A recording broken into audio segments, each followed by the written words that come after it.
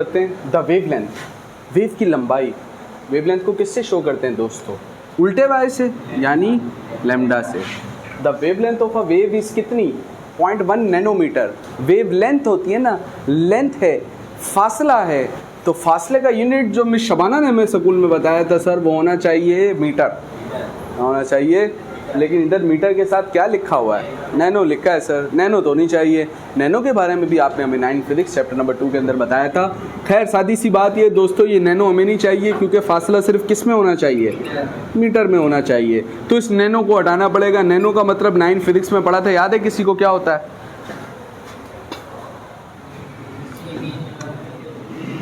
तो नैनो का मतलब होता है 10⁻⁻⁹। नैनो का मतलब साथ में क्या लिखा है? मीटर। ये वेवलेंथ आ गई मीटर में। और कुछ दिया है, और इसकी स्पीड दी है ना, एंड इट्स स्पीड इज कितना? 3 × 10⁸ मीटर पर।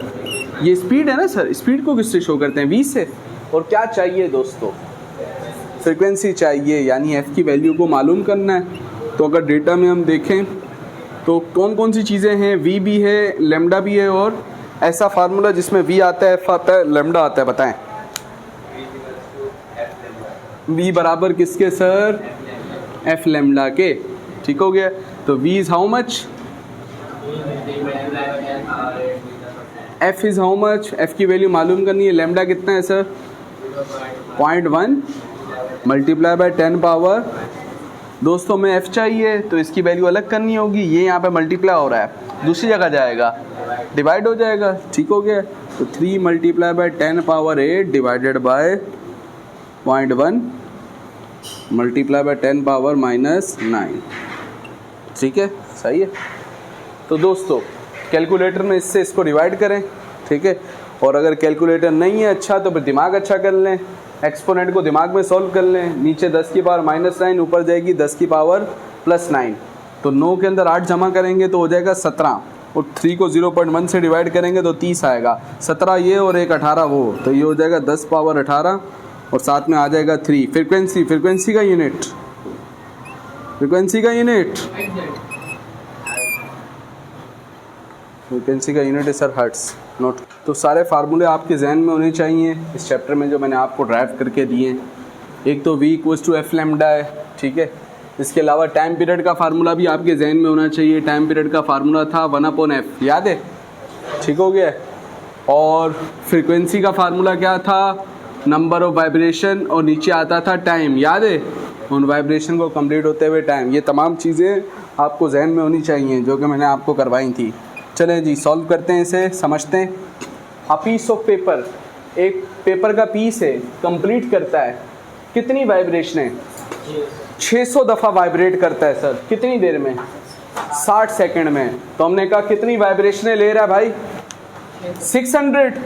ये क्या दिए हैं हमें? वाइब्रेशनों की तादाद, यानी नंबर ऑफ वाइब्रेशन। इसको शो करते हैं किससे? n से। कितनी दी है सर? 600। कितनी दी है? इन वाइब्रेशंस को होते हुए टाइम कितना लग रहा है? 60 सेकंड लग रहा है सर। टाइम कितना लग रहा है? टाइम t से, स्मॉल t से शो करें, कैपिटल T से? किससे शो करें? वजह,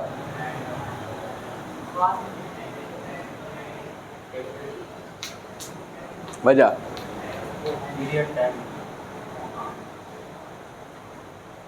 वजह के साथ, वजह के साथ। हवाई firing is not allowed.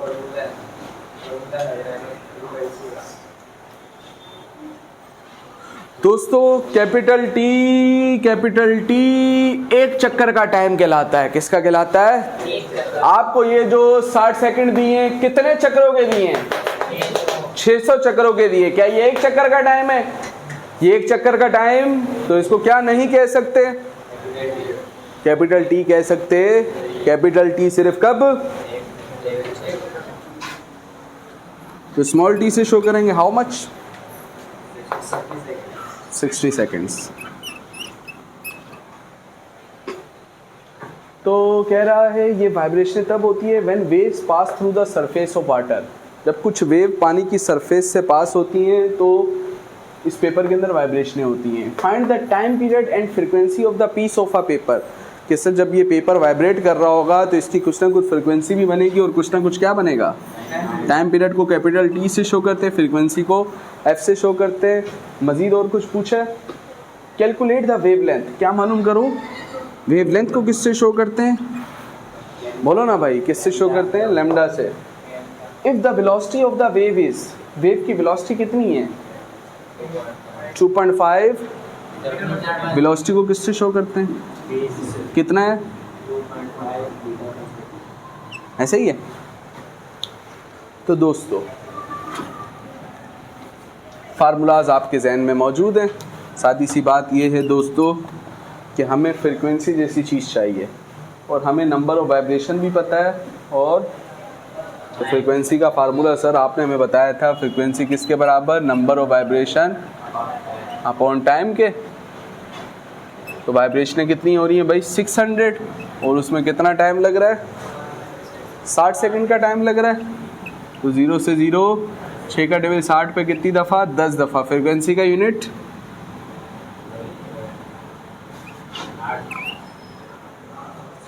Unit hertz हो जाएगा। ठीक हो गया, एफ पता है जी सर।